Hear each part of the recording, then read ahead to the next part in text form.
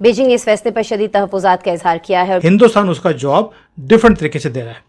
Taiwan में हमारे 3x जो आर्मी चीफ हैं या आर्मी के लोग हैं वो वहाँ बैठे हुए हैं, वहाँ पर कोई कॉन्फ्रेंस चल रही है। आप सोच के देखिए ताइवान के अंदर हमारे आर्मी के लोग चीफ वो क्या कर रहे होंगे, क्या स्ट्रेटजी बना रहे होंगे।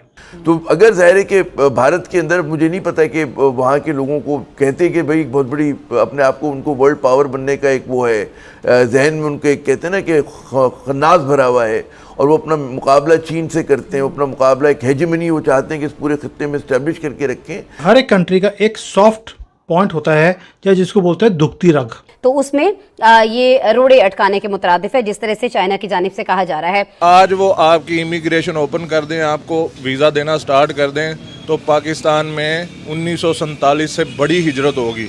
अमेरिका ने चीन में हसास टेक्नोलॉजी के शोबे में सरमायाकारी पर पाबंदी आयद कर दी है। सदर जो बाइडन ने सदारती हुक्मनामे पर दस्तखत किए हैं और उसके बाद अमेरिकी कंपनियां चीन में कंप्यूटर चिप्स जैसी हसास टेक्नोलॉजीज में भी सरमायाकारी नहीं कर सकती। जो एक बिल्कुल एक डिक्लेयर्ड पॉलिसी है अमेरिका की, वही इस वक्त आपको नजर आ रही है इस मामले में भी। वो टेस्ला में जा रहे हैं आगे हमसे, हम तस्ला में, हमारे पास तस्ला है, कटोरा है, ठीक है, हम भीख मांग रहे हैं, दर दर पे जाके भीख मांग रहे हैं। हमने ऐसी जगह पे लात मारी है जहां पर दर्द इतना हो कि आवाज भी ना निकाले अगला। जय हिंद दोस्तों, very warm welcome to Hindustan special channel. Taiwan जिसे चीन अपना कट्टर दुश्मन मानता है और भारत जिसे वह अपना सबसे बड़ा प्रतिद्वंदी करार देता है, दोनों ही इस समय एक वजह से उसकी आंखों में खटक सकते हैं। वजह है भारतीय सेनाओं के 3 रिटायर्ड चीफ्स का ताइवान में होना। भारतीय सेना के पूर्व आर्मी चीफ MM नरवणे, पूर्व वायुसेना प्रमुख RKS भदौरिया और पूर्व नौसेना प्रमुख एडमिरल करमबीर सिंह इस समय ताइवान की राजधानी ताइपी में हैं। यह तीनों पूर्व प्रमुख कैटागोलम फोरम की तरफ से आयोजित 2023 के इंडो पैसिफिक सिक्योरिटी डायलॉग के लिए ताइपे में हैं। माना जा रहा है कि यह तीनों भारत का प्रतिनिधित्व कर रहे हैं। ऐसे समय में जब चीन लोकतांत्रिक देश ताइवान को डराने की कोशिश कर रहा है और इसके आसपास सैन्य ताकत बढ़ा रहा है, इन तीनों पूर्व प्रमुखों का ताइवान में होना उसे हैरान कर सकता है। रक्षा विशेषज्ञों की माने तो इन तीनों के ताइवान में होने से भारतीय सेना किसी बड़े संकट से निपटने के विकल्पों पर विचार कर रही है। अब हमने क्या किया है, ताइवान एक सॉफ्ट पॉइंट है चाइना के लिए, वो इसे मानता है कि ये हमारी कंट्री है। और भारत ने क्या किया है, जैसे जैसे चाइना अगर हमें आंखें दिखाने की कोशिश करता है, हिंदुस्तान उसका जवाब डिफरेंट तरीके से दे रहा है। ताइवान में हमारे 3x जो आर्मी चीफ हैं या आर्मी के लोग हैं वो वहाँ बैठे हुए हैं, वहाँ पर कोई कॉन्फ्रेंस चल रही है। आप सोच के देखिए ताइवान के अंदर हमारे आर्मी के लोग चीफ वो क्या कर रहे होंगे, क्या स्ट्रेटजी बना रहे होंगे, क्योंकि ताइवान ने कभी लड़ाई लड़ी नहीं है। भारत ऑलरेडी एक ऐसी पावर है जिसने युद्ध भी लड़े हुए हैं और जीते भी हुए हैं, तो वी नो हमारी जो स्ट्रैटेजीज़ हैं और है we are known for it. और अभी आर्मी चीफ्स वहाँ बैठे हैं। आप सोच के देखो सबसे ज़्यादा दुख किसको हो रहा होगा, दर्द कहाँ कहाँ हो रहा होगा, आप सोच सकते हैं। इसको बोलते हैं पावर, इसको बोलते हैं जलवा। बिना नाम लिए हमने ऐसी जगह पे लात मारी है जहां पर दर्द इतना हो कि आवाज़ भी ना निकाले अगला। इसको बोलते हैं पावर, और ये मोदी जी करते हैं। मुझे इसी बातों की खुशी होती है। उसके ऊपर जयशंकर जी का स्टेटमेंट आ गया कि जी हमारी जो यूनाइटेड नेशंस के अंदर परमानेंट सीट है उसके हम दावेदार हैं, सारा वर्ल्ड हमारे साथ है, सिर्फ एक चाइना है जो अपनी वीटो पावर को यूज़ करके हमें परमानेंट सीट के ऊपर नहीं आने देना चाहता। क्यों? चाइना को लगता है कि भारत अगर यूनाइटेड नेशंस के अंदर भी पैरेलल आके बैठ गया तो दर्जा भारत का और चाइना का बराबर आ जाएगा, वो ये नहीं चाहता। सो इसलिए वो हमारी पोजीशन को ब्लॉक करता बार बार।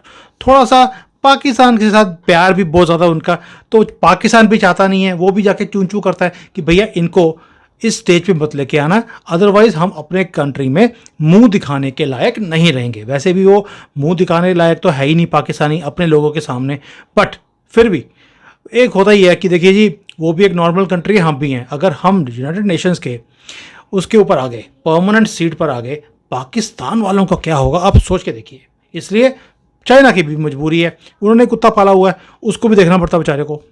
ये होगी दूसरी। जो हमारी इलेक्ट्रॉनिक्स की इंडस्ट्री जीरो थी, 99.9% मोबाइल और जो सारे इलेक्ट्रॉनिक आइटम्स हैं ये हम चाइना से इंपोर्ट करते थे पप्पू जी के टाइम पर, लेकिन मोदी जी ने आकर इसको रिवर्स करना शुरू किया और 2016-17 तक हमारी ये इंडस्ट्री खड़ी होनी शुरू हो गई थी। हमको 3, 3.5, पौने 4 लाख करोड़ के एक्सपोर्ट या मैन्युफैक्चरिंग करते थे। दोस्तों 5 साल उसके बाद अभी ये हाल है कि हमने 8 लाख करोड़ के आंकड़े को पार कर दिया है। भारत में बनती हैं चीज़ें सारी, ये है जलवा। और अगले साल में आप देखोगे एक और ट्रांसफॉर्मेशन आएगी। जैसे ही हमने इंपोर्ट्स को बंद किया कि भी चाइना के रास्ते, विंडो और दरवाजे बंद, कोई भी इलेक्ट्रॉनिक चीज़ें वहाँ से नहीं आएंगी, उसके अगले दिन 44 कंपनीज ऐसी हैं जिन्होंने रजिस्टर कर दिया कि भाई हम भारत में ही पार्ट्स भी बनाएंगे और ये सारे इलेक्ट्रॉनिक्स की चीज़ें भी भारत में बनाएंगे, हमें इसके ऊपर रजिस्टर किया जाए। ये हो गया। अब जब इतना इंडस्ट्री आ रही होगी भारत में, चाइना के मुंह में पानी नहीं आएगा तो क्या होगा? क्यों? चाइना को एक ही चीज़ चाहिए, dragon is hungry for business. और चाइनीज गवर्नमेंट ने क्या किया है, इसका विरोध करने की बजाय या WTO में जाके बोलने की बजाय कि देखिए जी भारत हमारे साथ गलत कर रहा है, चाइना ने अपने जो सेंट्रल बैंक है उससे एक बहुत बड़ी इन्वेस्टमेंट फंड खड़ा किया है, जहां पर वो अपनी चाइनीज कंपनीज को बोल रहे हैं कि भारत एक गोल्डन एरा की तरफ जा रहा है। They are going for expansion, they are going for growth.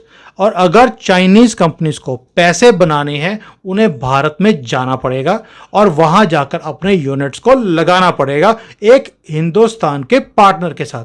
और उसको लगाने के लिए, आपको शिफ्ट करने के लिए आपको मशीनरी लेके जानी है, आपको उसके लिए पैसे चाहिए। हम एक फंड बना रहे हैं, इंडिया फंड। चाइना बना रहा है अपने लोगों को बोलने के लिए आप भारत में जाकर इन्वेस्टमेंट करिए। दोस्तों जिस दिन दुश्मन कंट्री ऐसे स्टेप्स ले, उसका मतलब है आपका भविष्य सिक्योर है। और मोदी जी को मैं पहले बोला था, वो इनकी रीढ़ की हड्डी, इनकी बैकबोन को तोड़ रहे हैं, उन्होंने तोड़ दी है। अगर आज वो आपकी इमिग्रेशन ओपन कर दें, आपको वीज़ा देना स्टार्ट कर दें, तो पाकिस्तान में 1947 से बड़ी हिजरत होगी। ठीक है, ये पाकिस्तान एक रहने के एतबार से एक जंगल की मानद है। ठीक है, यहाँ पे सर्वाइवल बहुत मुश्किल है, बहुत मुश्किल। सर इतनी कुर्बानियाँ दी थी 47 में, मतलब तब जाके ये वतन हासिल किया था। और हम अक्सर केस में मतलब भारत के अंदर बात करते हैं कि वहाँ पे ये हो रहा है, वो हो रहा है, लेकिन दुनिया की अगर निगाह से देखा जाए तो दुनिया को तो वो एक चार्मिंग मतलब उभरती पावर नज़र आ रही है, आने वाली सुपर पावर की दौड़ में वो शामिल है। लो जी वीडियो देखी है, वीडियो वाकई ही बड़ी कमाल की है यार। और चाइना ने ना थोड़ी सी भी गलती करनी है तो इंडिया ने चाइना को तबाह बर्बाद कर देना है, क्योंकि इंडिया जो सोचता है ना वो करके दिखाता है, ख्याली बातें नहीं करता या हवाओं में फायर नहीं करता। इंडिया ने जो कहना है वो करके दिखाना है। तो दूसरी बात ये है कि सबसे पहले इंडिया ने चाइना की इंपोर्ट पे पाबंदी लगा दी। जितनी भी चाइना से चीज़ें इंपोर्ट करता था इंडिया, वो सारी ख़त्म कर दी। अब मेक इन इंडिया के नाम से मशहूर होंगी चीज़ें सारी। चाइना को इस चीज़ का बड़ा झटका लगा, नुकसान हुआ है। दूसरी बात यह है, इंडिया ने अपना एक सॉफ्टवेयर बना लिया है जिसकी वजह से उसने चाइना के तमाम सॉफ्टवेयर को और जो माइक्रोसॉफ्ट वगैरह है उसको सबको ख़त्म कर दिया है चाइना के सॉफ्टवेयर ने, इंडिया के सॉफ्टवेयर ने। ठीक है, चाइना को इसका भी बड़ा झटका लगा है क्योंकि अमेरिका ने तमाम अपने लैपटॉप कंप्यूटर से चाइना के सॉफ्टवेयर निकाल दिए हैं और इंडिया के सॉफ्टवेयर यूज़ कर शुरू कर दिया है। और तीसरी बात यह है कि चाइना ताइवान पे हमला करना चाहता है, ताइवान को अपने कब्जे में करना चाहता है, मगर उसको ये नहीं पता था कि ताइवान का कंट्रोल संभाला हुआ है 3 इनके इंडिया के चीफ जो है, बड़े ओहदों पे जो है उन्होंने संभाला हुआ है ताइवान का टोटल कंट्रोल। तो इंडिया ने जो ये ना ताइवान का कंट्रोल इंडिया के मजबूत हाथों में है। चाइना किसी भूल में ना रहे।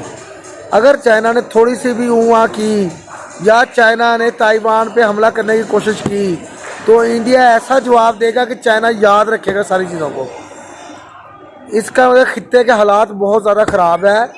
खित्ते के अमन के लिए चाइना को ऐसी हरकत नहीं करनी चाहिए जिससे कोई जंग के हालात बने, क्योंकि अब हर बंदा हर मुल्क बस बर्दाश्त किए खड़ा है, एक दूसरे को मौका नहीं मिल रहा है कि कब किसको वो ख़त्म कर दे।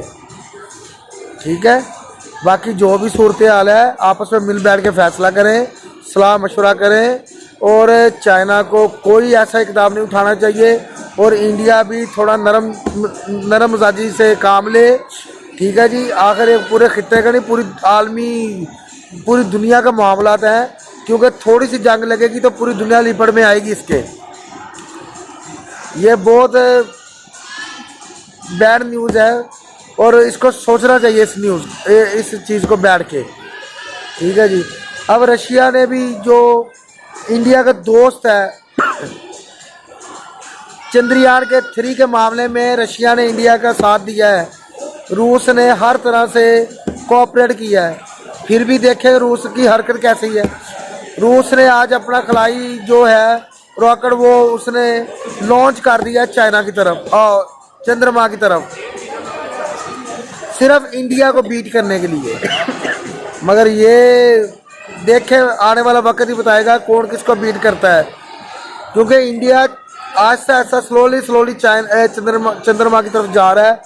तो मुझे उम्मीद है कि इंशाल्लाह इंडिया कामयाब होगा, चांद पे कदम रखेगा और रूस जो ना इसका मिशन नाकाम होगा, क्योंकि कहावत बनी हुई है कहानी आगे टोए। तो वीडियो अच्छी लगे तो शेयर कीजिएगा, चैनल को सब्सक्राइब कीजिएगा, वीडियो को लाइक कीजिएगा। तो मिलते हैं अपनी अगली वीडियो के साथ, तब तक अपना ख्याल रखिएगा। अल्लाह हाफिज़।